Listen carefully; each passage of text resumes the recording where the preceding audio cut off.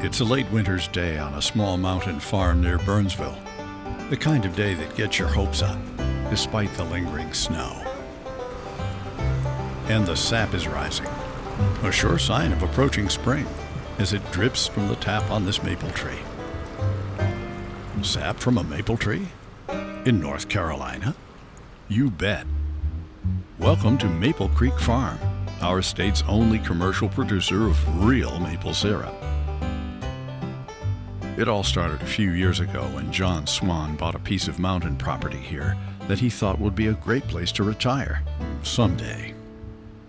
I just had this idea that we could get a farm going up here, and so I advertised for a farm manager and came upon Richard and Molly. Richard has a master's degree in forestry from Duke, and one of the first things he did is hike up and down the mountains and just kind of scope out everything we have on the farm. And he came back down and said, we got massive amounts of maple trees, sugar maple trees. Why don't we try doing some syrup? So this here is a bucket, what's called a bucket tap, and this tree is the closest tree to the house. And it's also gets southern sun, so when the sun comes up in the morning, if this tree's running, I know to expect all the other trees to start running. The challenge that was always in the mountains down here is you can't get the sap down to the evaporator very easily. Up north you could get a sleigh and a horse through the woods because the grades were not as bad, but up here with the rocks and the trees, we tried the first year with buckets and it was a disaster. There's nothing like carrying 2 5-gallon buckets of sap down a rocky hill in the mud to convince you real quick that that's not feasible on any kind of scale. After studying techniques now being used in Vermont, Richard rigged a system of tubes that lets gravity do all the work getting the sap down the mountain to collecting tanks. This black line is what we call our main line, and it is hanging on 10-gauge high tensile electric fence wire. So we probably got 2 miles of this. This is what really transports all of our sap. Then we bought some of this blue tubing. It's food grade maple sap tubing, and it's flexible, and we run it from tree to tree. What we're looking for in a tappable tree is something with a big healthy crown, something bigger than 12 inches in general. But what we're actually doing is we're going to take a drill bit and drill in and sever the vascular cells that are moving liquid up and down through the tree. And then we stick in this little tap here, hammer it in tight, and let it seal around the outside of that hole so that any liquid in there backs up and runs out through this little plastic tap into our tubing system. When it warms up to a nice warm day, say 40, 45, 50, the sap begins to move up the tree trunk.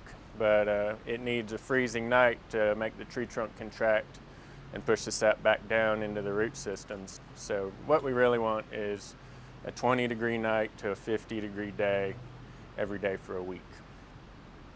We're collecting sap from maybe 400 trees on the property, and we've strung about 4 miles of tubing, and we collect it here.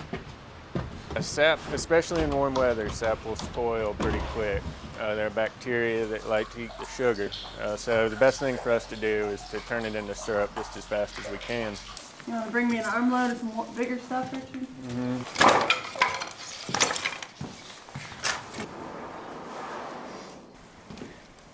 And that's when another bit of New England technology is put to good use. An evaporator that stands in all its stainless steel glory 1 level below the storage tanks. It's kind of hard to find one of these things in North Carolina. John and I drove to New Hampshire after our first year of production, and we decided it was worth investing in this really very specialized piece of equipment. This whole unit's called a continuous flow evaporator. Sap runs from our storage tank into this copper pipe, and it's going to be at close to freezing usually when we start up. And it runs back and forth through these copper pipes here. And all these pipes are bathed in hot steam. Once the fire gets fully cranked, the sap can be boiling in about 20 minutes, but then takes constant attention to both the fire and the condition of the sap. As the sap winds its way back and forth through the evaporator channels, it gets sweeter and sweeter, from 2% sugar at the start to 67% sugar after most of the water is evaporated. At its peak, water evaporates at the rate of 40 gallons an hour. It will be several hours now before the pure maple syrup is ready to be drawn off in small batches. John's goal is to make Maple Creek Farm financially self-sufficient, so maple syrup is only one of their enterprises. There's always a dozen or so of these plump characters around to assure a steady supply of popular pork products. We do pastured pork and lamb, as well as sorghum syrup, as well as the maple syrup, and seasonal vegetables, and a little bit of apple cider. These Dorper sheep are well suited to mountain life. The Dorper sheep were bred specifically for meat production and have a really rich, mild meat. And they do really well on poor quality pasture, which we have a lot of. So we raise them for lamb to produce up to 6 lambs per ewe every 2 years.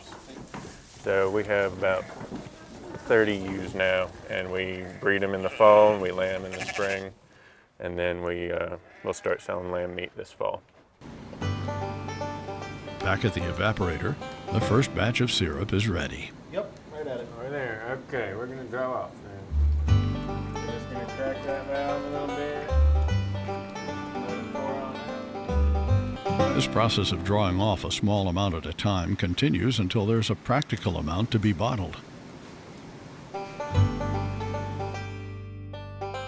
Maple Creek Farm defies the bigger is better idea of farming. Their success is measured in demand for fresh from the farm, locally grown products of superior quality.